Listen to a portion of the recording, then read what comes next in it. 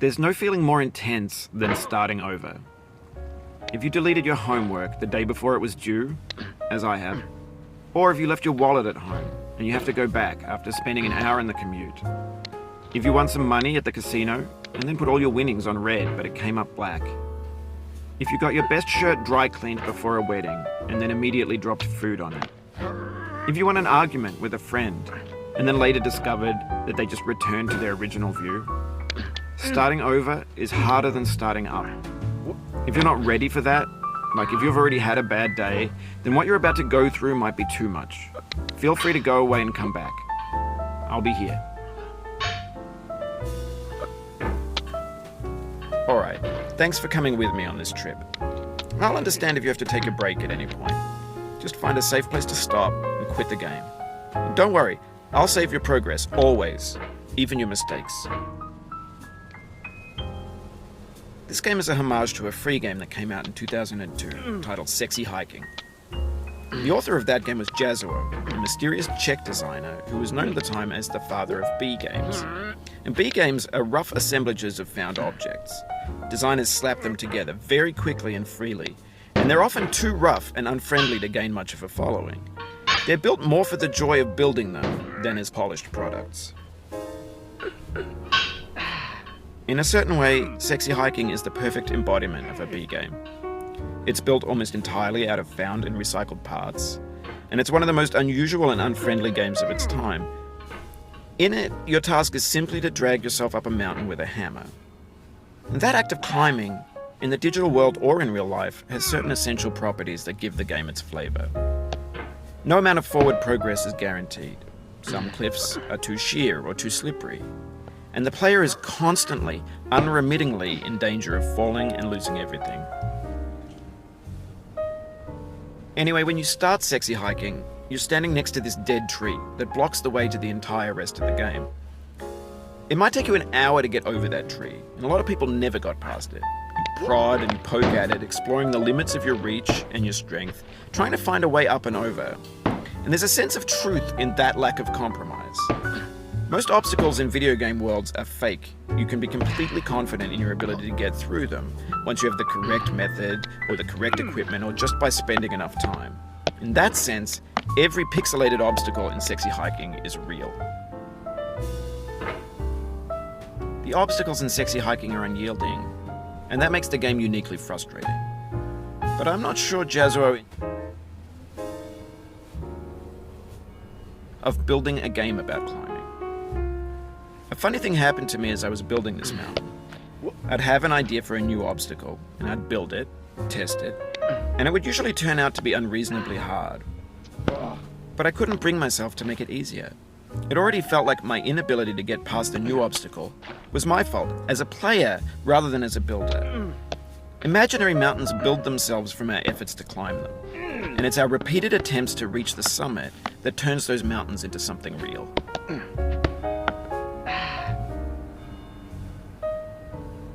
When you're building a video game world, you're building with ideas. And that can be like working with quickset cement.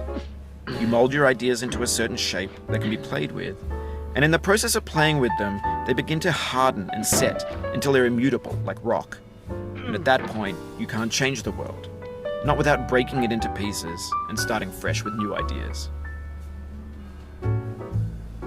For years now, people have been predicting that games would soon be made out of prefabricated objects, bought in a store and assembled into a world. And for the most part, that hasn't happened, because the objects in the stores are trash. I don't mean they look bad or that they're badly made, although a lot of them are. I mean they're trash in the way that food becomes trash as soon as you put it in the sink. Things are made to be consumed and used in a certain context, and once the moment is gone, they transform into garbage. In the context of technology, those moments pass by in seconds. No. Over time, we've poured more and more refuse into this vast digital landfill that we call the internet. It now vastly outnumbers and outweighs the things that are fresh and untainted and unused. When everything around us is cultural trash, trash becomes the new medium, the lingua franca of the digital age. And you can build culture out of trash. But only trash culture. B games, B movies, B music, B philosophy. Maybe this is what digital culture is. A monstrous mountain of trash, the ash heap of creativity's fountain. A landfill with everything we ever thought of in it. Grand, infinite, and unsorted. There's 3D models of breakfast, Gen X's fanfic novels, scan magazines, green screen Shia LaBeouf, banned snuff scenes on LiveLeak. Facebook's got lifelike bots with unbranded adverts and candid shots of Kanye and Taylor Swift mashups, car crash epic failed GIFs, Russian dashcam vids, discussions of McRibs, discarded, forgotten, unrecycled, muddled, rotten, untitled. Everything's fresh for about 6 seconds, until some newer thing beckons, and we hit refresh. And there's years of persevering, disappearing into the pile, out of style, out of sight. In this context, it's tempting to make friendly content that's gentle, that lets you churn through it but not earn it. Why make something demanding if it just gets piled up in the landfill, filed in with the bland things? When games were new, they wanted a lot from you. Daunting you, taunting you, resetting and delaying you. Players played stoically. Now everyone's turned off by that. They want to burn through it quickly, a quick fix for the fickle, some tricks for the clicks of the feckless. But that's not you, you're an acrobat. You could swallow a baseball bat. Now I know, most likely you're watching this on YouTube or Twitch, while some dude with 10 million views does it for you. Like a baby bird being fed chewed up food. That's culture too. But on the off chance that you're playing this, what I'm saying is, trash is disposable, but maybe it doesn't have to be approachable. What's the feeling like? Are you stressed? I guess you don't hate it if you got this far. Feeling frustrated? It's underrated. An orange, with this sweet juicy fruit, locked inside a bitter peel. That's not how I feel about a challenge. I only want the bitterness. It's coffee, it's grapefruit, it's licorice.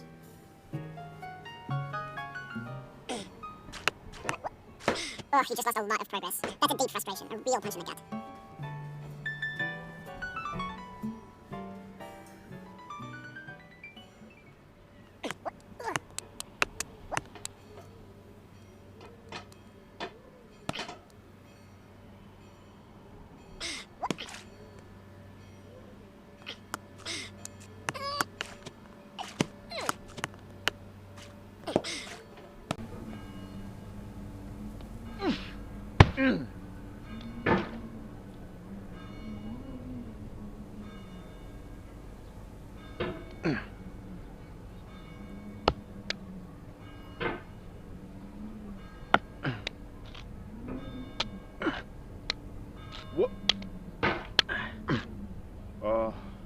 Oof, sorry about that.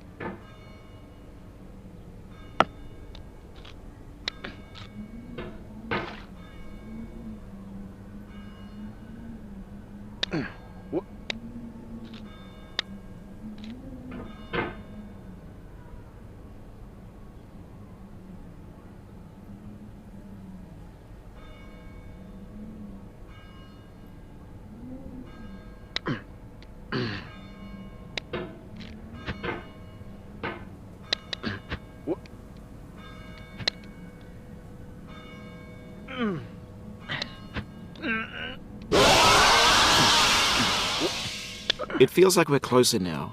Composer and climber, designer and user. You could have refused, but you didn't. There was something in you that was hidden, that chose to continue.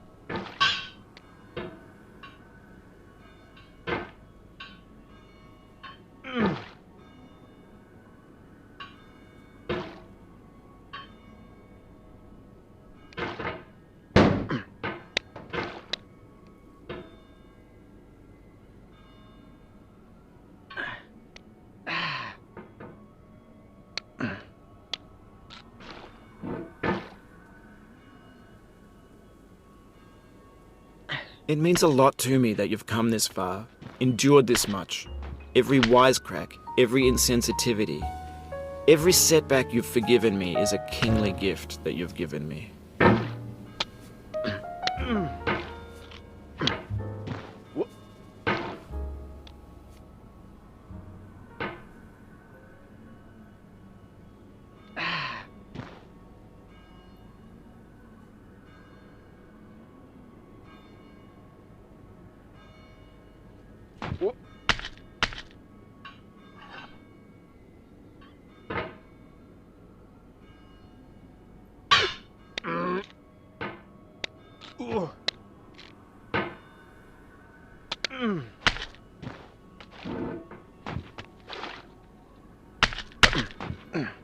This thing that we call failure is not the falling down, but the staying down. Mary Pickford.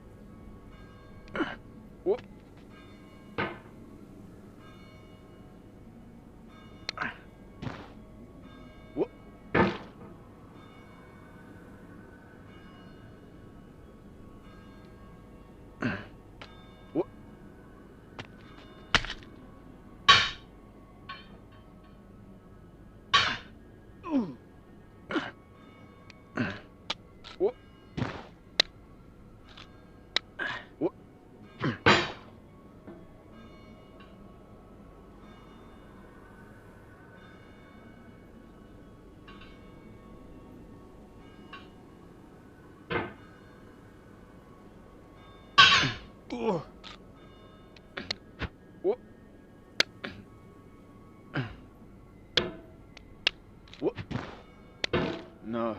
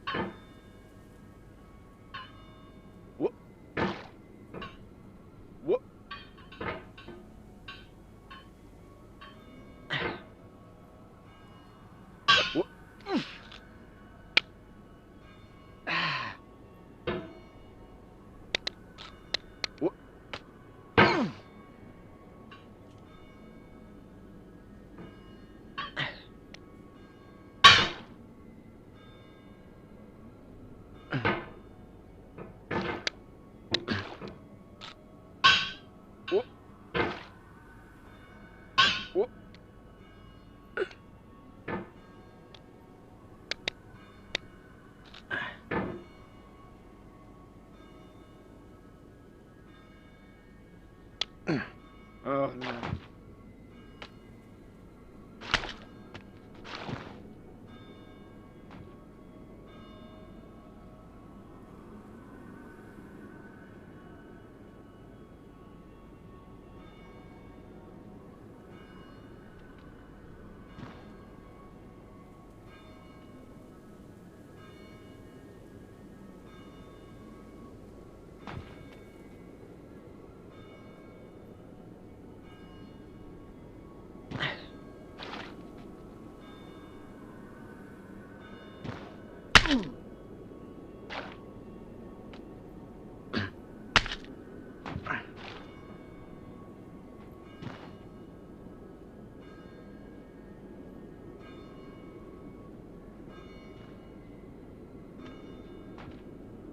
We have the same taste, you and I. It's not ambition. It's ambition's opposite. An obdurate mission to taste defeat. You'll feel bad if you win, so I put this snake in for you.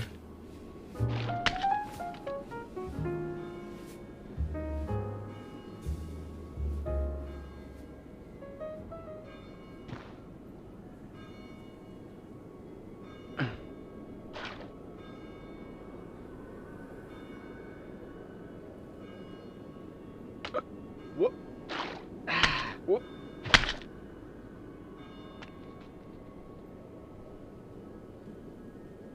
Oh.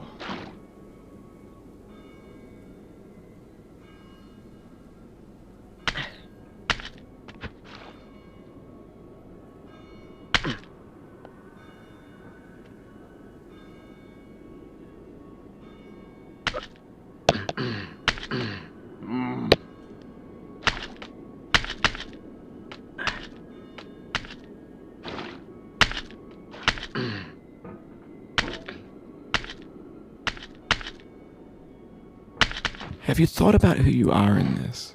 Are you the man in the pot, Diogenes? Are you his hand? Are you the top of his hammer? I think not. Where your hand moves, the hammer may not follow, nor the man, nor the man's hand. In this you're his will, his intent, the embodied resolve in his uphill ascent.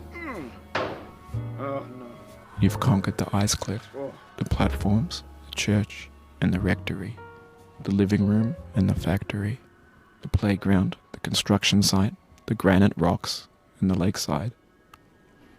You've learned to hike. There's no way left to go but up, and in a moment I'll shut up. But let me say, I'm glad you came.